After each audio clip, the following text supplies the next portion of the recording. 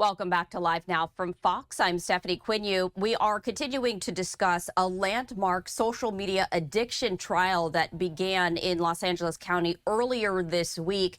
We were focusing on the clinical and medical aspect, and now we're going to take a look at the legal aspect because this could really set into motion how social media is used and how it is regulated. To talk more on this, I do want to bring in attorney Kelly Hyman back to the show here on Live Now from Fox. And as always, we appreciate you taking the time. Great to be here. So I want to at least for now focus on the arguments from both sides, because we have one side stating that social media companies are using their platforms to create an addiction, whereas you have the social media companies pushing back in terms of how they should not be solely responsible for the behaviors, that people have when using the product legally. What are the two arguments that are shaping up in court?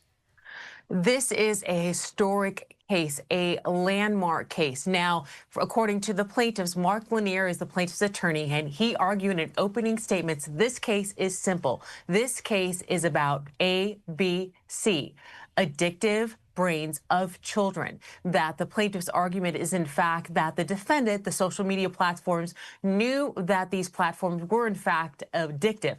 However, according to the defendants, they argue that in fact that the social media platforms are not addictive, that there are certain safeguards in place for people, and ultimately it's a user's decision and they should be held accountable for their own actions.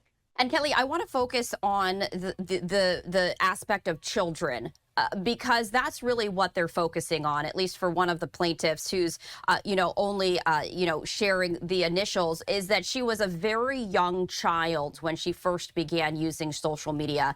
And we've seen this play out in other countries, even in states across the United States when it comes to minors versus adults. Can you describe in terms of the legal significance what that is? So in the California case, that is a civil case, and the damages would be monetary money damages. The plaintiff in that case, KGM, has stated that when she was a young child, that in fact that she became addicted to the social media platform. Now, her argument is based on the fact that the way in which the algorithm is set up for the social media platform, that you have to do likes. It's kind of like a casino and you have to click. And she, as being a young child and was using the platform all the time, and because of her brain that it wasn't fully developed, that in fact that she became so addicted to it. Now, of course, according to the defendant, they are arguing, in fact, that she, being the plaintiff, KGM, was not, in fact, clinically diagnosed as being addicted to the platform. And ultimately, they had experts who took the witness stand to help substantiate the plaintiff's case and talked about studies, talked about psychological studies of young children and the young children's brain and the development of a child and how the platforms can, in fact, affect them. Ultimately, it'll be up to the jury to decide in that case of whether, in fact, that she was addicted to the social media platforms. This really is a historical case, taking a look at the use of social media. Can you talk about whether there is any legal precedent that, both sides might be looking to use to their advantage?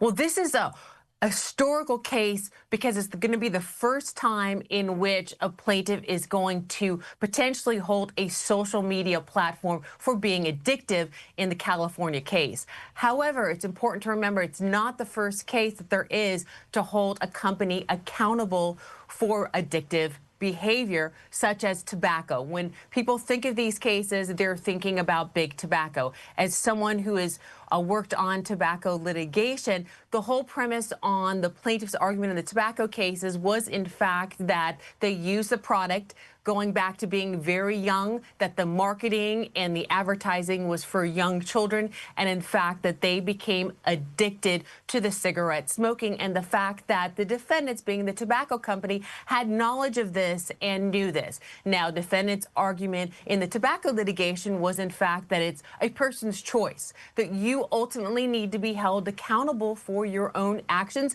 that you make a choice, whether it's a choice to smoke, or in the California case of whether in fact you make the decision to ultimately decide to use the platform. It's your choice. So when it comes to a tougher road to winning in terms of burden of proof, where do you see that lying?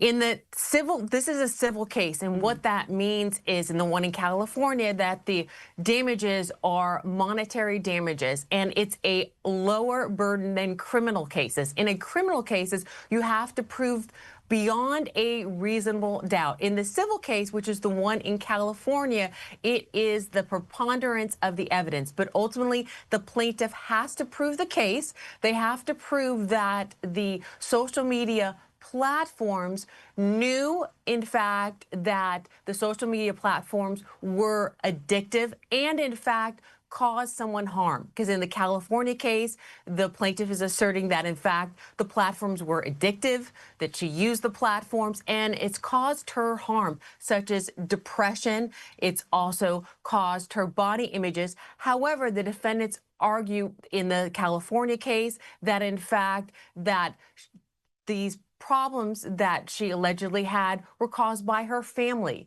that she had these issues due to her family situation and not due to the social media platform.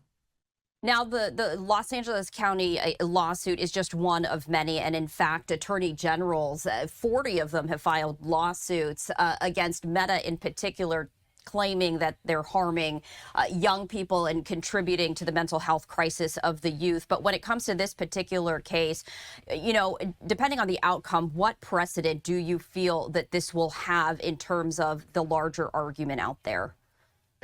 In the California case, that is an individual that brought it, but there's multiple cases. And what that means, if the jury comes back for the California KGM, the monetary damages would only go to her. It would only apply to her case, but it has bigger significance in all these hundreds of cases that are brought by plaintiffs. They use it as a bellwether, and that's kind of like a trial case to kind of see where, in fact, the jury is going to make a determination of whether the defendant is not accountable or not. Now, when we talk about the other cases, the attorney general cases, the one in New Mexico focuses on more of the exploitation of children, more dealing with the fact that the social media platforms, that children are being targeted for trafficking, more so than the California case, which focuses mostly on addiction.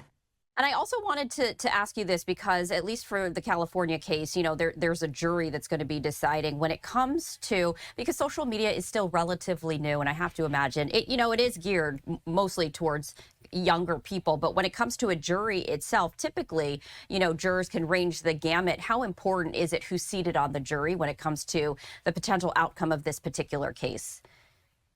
It is significant. So there's, in the California case, there are 12 jurors, and they are supposed to listen to the evidence presented, and based on the evidence presented, make a determination. Now, in order for the plaintiffs to prevail, there has to have at least 9 jurors that come back based on the evidence presented and, in fact, believe that the plaintiff has met its burden.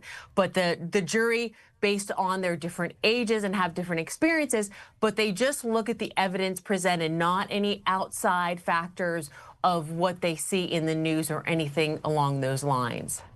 All right. Before we let you go, Kelly, from your legal perspective, is there any, you know, line of argument or anything in particular that you're keeping a very close eye on in this case?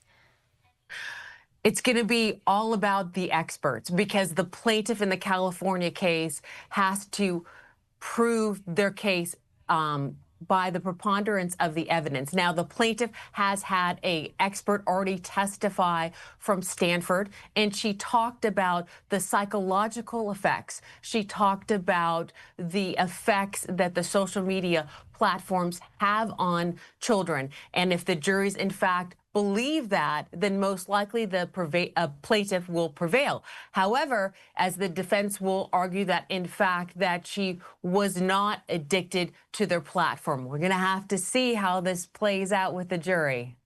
All right, Kelly, we appreciate you sharing your legal perspective and expertise with us on this truly historic case as it continues in a California court. We appreciate it. Great to see you, Stephanie.